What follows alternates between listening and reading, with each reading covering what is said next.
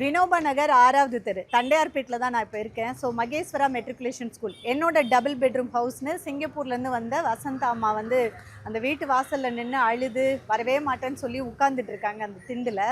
அவங்கள சமாதானப்படுத்த முடியல. பட் அந்த எதிர் வீட்டில் இருக்கிற அம்மா சொல்கிறாங்க இது அவங்க வீடுன்னு சொல்லிட்டு.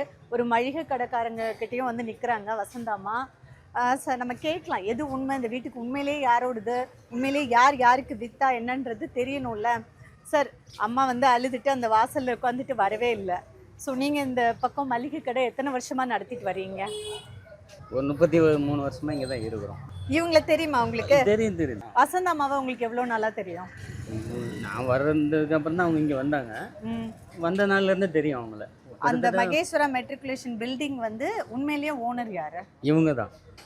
இவங்க கெட்டும்போதே எனக்கு தெரியும் அவங்க அந்த பில்டிங்லாம். யாரை நம்புறது சார், வசந்தா அம்மாவையா சீனிவாசனையா? இவங்கள தான் நம்பணும்.